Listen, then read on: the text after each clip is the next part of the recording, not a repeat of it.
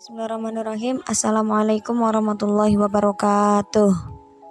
Alhamdulillahirrabbilalamin. Wabihi nasta'inu ala umuri dunya waddin. Assalatu wassalamu ala asyrafil anbiya wal mursalin Sayyidina Maulana Muhammadin wa ala alihi wa sahbihi ajma'in. Amma ba'du.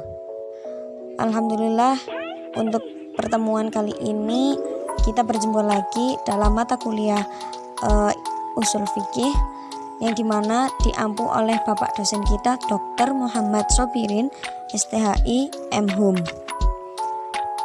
Pada perkuliahan kali ini akan membahas tentang sejarah usul fikih, di mana akan dibawakan oleh kelompok 2. Di antaranya ada Mbak Asratul Tamimah, Mbak Ibti Nur Hafifah, Mbak Nanda Zahratul Fuadi, dan saya sendiri Arifah Khairunisa sebagai moderator juga pada kelompok ini. Langsung saja pada pembahasan yang pertama, tentang sejarah usul fikih pada masa Rasulullah, yang dimana akan dibawakan oleh pemateri kita Mbak Aslahatul Tamimah. Kepadanya saya persilahkan. Baik, materi yang pertama adalah sejarah usul fikih pada masa Rasulullah. Sebagaimana ilmu keagamaan lain dalam Islam, ilmu usul fikih tumbuh dan berkembang dengan tetap berpijak pada Al-Quran dan Sunnah. Usul fikih tidak timbul dengan sendirinya, tetapi benih-benihnya sudah ada sejak zaman Rasulullah dan sahabat. Di zaman Rasulullah, sumber hukum Islam hanya ada dua, yaitu Al-Quran dan As-Sunnah. Dalam hadis tentang pengutusan Mu'adz ibnu Jabal ke Yaman sebagai qadhi, menunjukkan perizinan yang luas untuk melakukan ijtihad hukum pada masa Nabi. Dalam hadis tersebut, secara tersurat tidak menunjukkan adanya upaya Nabi untuk mengembangkan ilmu usul fikih, tetapi secara tersirat jelas Nabi telah memberikan keluasan dalam mengembangkan akal untuk menetapkan hukum yang belum tersurat dalam Al-Quran dan Sunnah. Artinya, dengan keluasan Nabi dalam melakukan pemecahan masalah-masalah ijtihadiyah, telah memberikan legalitas yang kuat terhadap para sahabat. Dalam kasus lain, yakni tentang tawanan perang, pada suatu saat Islam menang dalam sebuah peperangan dan memiliki tawanan perang yang pandai membaca. Pada saat itu, ada beberapa pendapat para sahabat, yaitu ada kelompok yang menyatakan sebaiknya dibunuh saja karena mereka tawanan perang dan golongan kafir. Akan tetapi ada juga kelompok yang menyatakan bahwa sebaiknya jangan dibunuh karena para tawanan perang tersebut pandai membaca atau berpendidikan, sebaiknya mereka dihukum untuk mengajari umat Islam membaca. Pada saat itu, banyak sekali umat Islam yang tidak pandai membaca. Akan tetapi, ada keraguan yang besar dari kelompok yang menyatakan sebaiknya dibunuh saja. Mereka berpikir bahwa kelak para tawanan tersebut akan menjadi duri dalam daging bagi umat Islam. Setelah itu, Rasulullah mendapatkan ayat yang menyatakan bahwa para tawanan yang pandai membaca tersebut jangan dibunuh, tapi dihukum untuk mengajar umat Islam membaca, sampai seluruh umat Islam di daerah itu pandai membaca.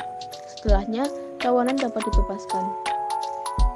Berdasarkan contoh-contoh kasus tersebut, dapat diketahui bahwa ijtihad tersebut ada yang ditakdir atau diakui Rasulullah, ada yang turun ayat tentangnya, dan ada yang dibenarkan Rasulullah.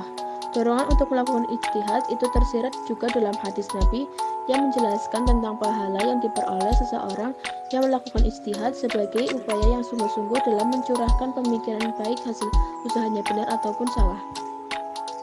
Rasulullah dalam memecahkan masalah yang muncul terkadang juga meminta pendapat para sahabat melalui forum musyawarah. Sebagai contoh, beliau meminta pertimbangan kepada Abu Bakar dan Umar dalam menangani tawanan perang Badar. Pada masa itu, segala masalah yang timbul di kalangan umat dapat diselesaikan di hadapan beliau yang memiliki otoritas keagamaan. Baik, terima kasih atas waktu yang telah diberikan. Pada kesempatan kali ini saya akan melanjutkan presentasi mengenai sejarah perkembangan usul fikih di masa sahabat Nabi.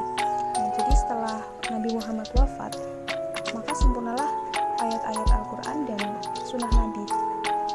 Nah, dengan begitu menandakan bahwa an-nusus itu telah terhenti, namun terjadi perubahan yang sangat besar dalam kehidupan masyarakat, yaitu dikarenakan telah meluasnya wilayah Islam dan semakin kompleksnya kehidupan umat. Nah, di zaman ini itu terdapat beberapa tokoh mujtahid yang penggunaan ijtihadnya itu masih terbatas pada metode mafhum, qiyas maupun maslahah. Di zaman sahabat ini ada 4 yang dikenal dengan sebutan ada 4 sahabat Nabi yang dikenal dengan Khulafaur Rasyidin. Yang pertama yaitu Abu Bakar As-Siddiq. Nah, di zaman Khalifah Abu Bakar As-Siddiq ini, beliau melihat pemungutan zakat pada masanya itu terlihat sangat lemah, tidak seperti pada saat zaman Nabi Muhammad SAW. Hal ini terjadi karena kecenderungan pembangkangan dari beberapa sebagian besar masyarakat terhadap kewajiban membayar zakat. Tetapi pemikiran Abu Bakar ini itu ditindaklanjuti dengan tindakan yang keras terhadap orang-orang yang tidak mau membayar zakat, yaitu orang-orang yang tidak mau membayar zakat akan diperangi. Nah, hal ini sangat berbeda dengan sikap Nabi Muhammad SAW yang menempuh sikap lemah lembut sehingga kewajiban membayar zakat itu tidak ditegakkan.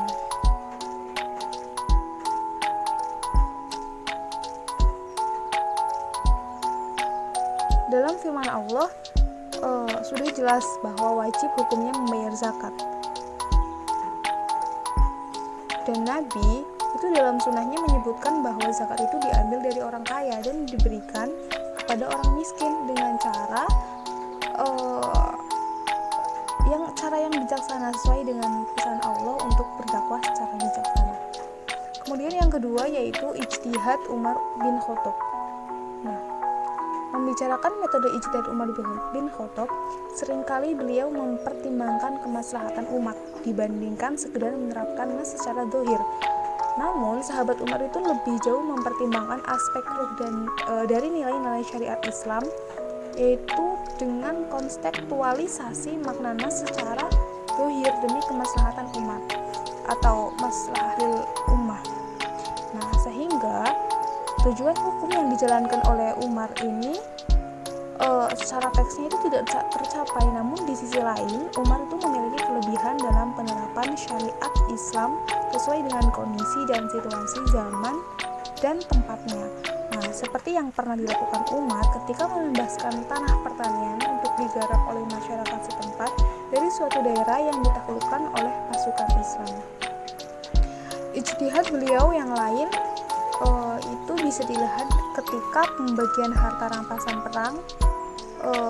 perang Khaybar, yaitu secara proporsional agar tidak menumpuk pada orang kaya saja. Kemudian ada ijtihad dari Utsman bin Affan. Pada masa sahabat Utsman bin Affan ini, Nabi pernah memerintahkan kepada masyarakat untuk melaksanakan adzan 1 kali pada masa waktu Jumat, yaitu setelah khatib naik mimbar. Adzan yang dilakukan di masa Nabi ini dilakukan 1 kali itu dianggap cukup untuk memberitahu orang Islam untuk melaksanakan sholat Jumat. Sedangkan di masa Khalifah Utsman bin Affan ini, dikarenakan umat Islam yang semakin banyak dan wilayahnya semakin luas, maka adzan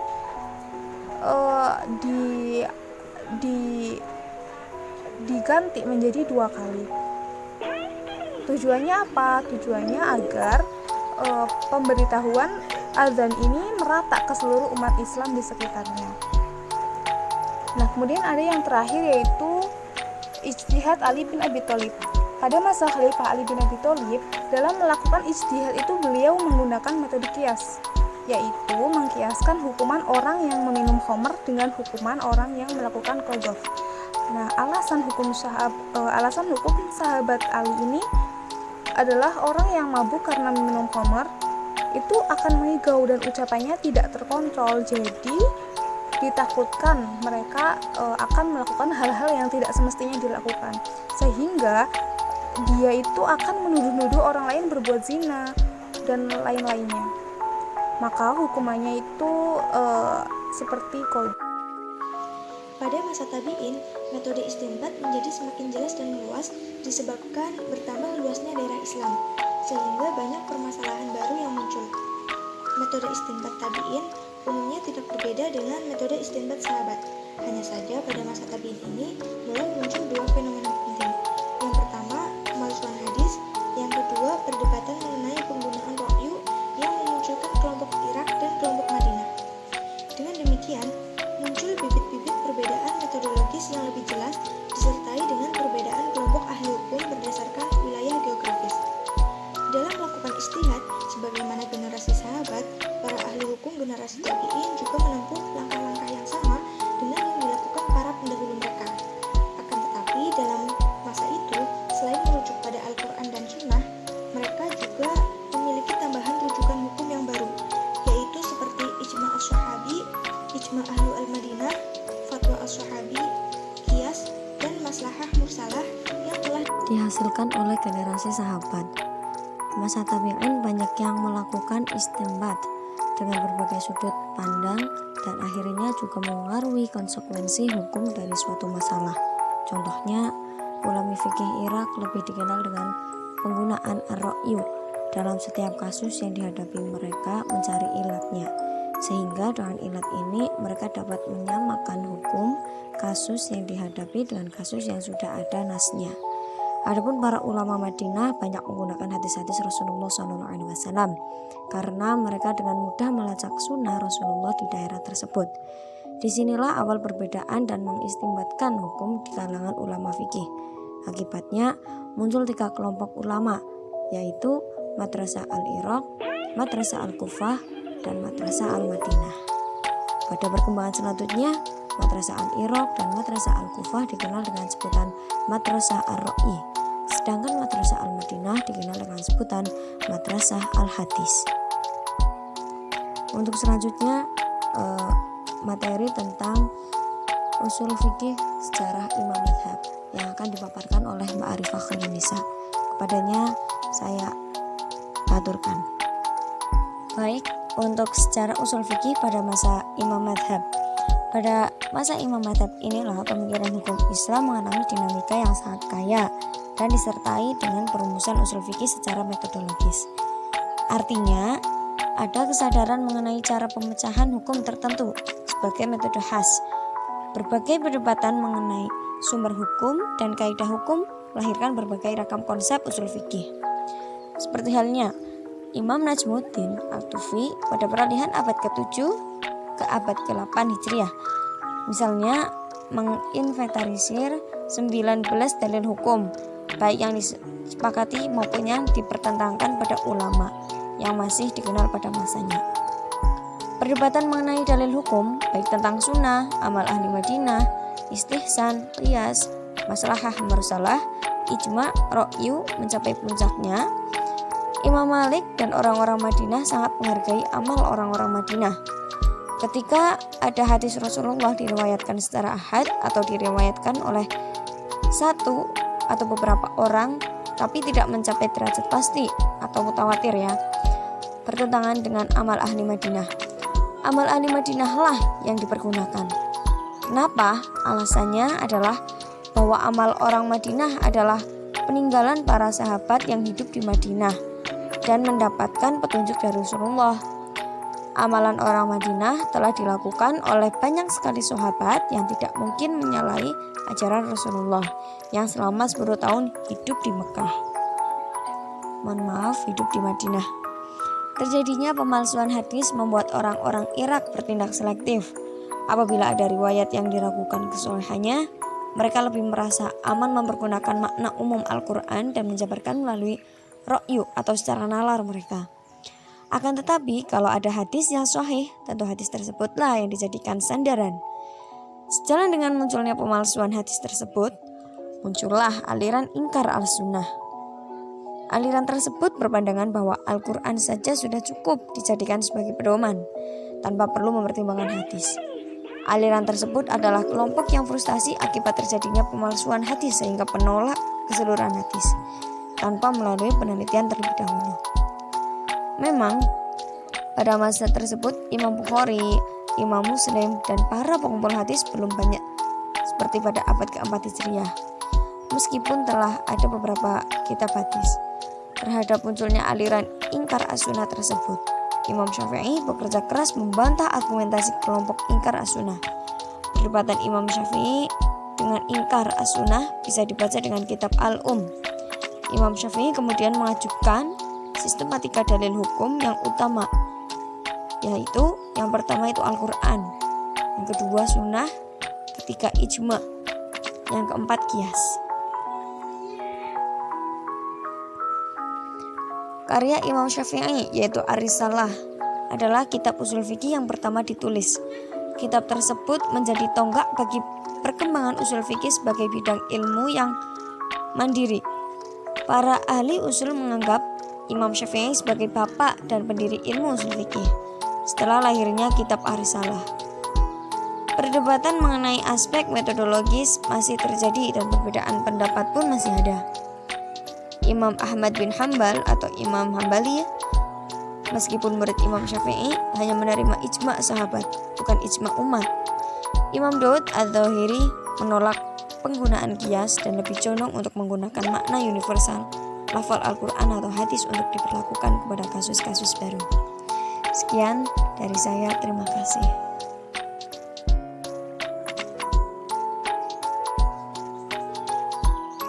Baik, terima kasih dari kami.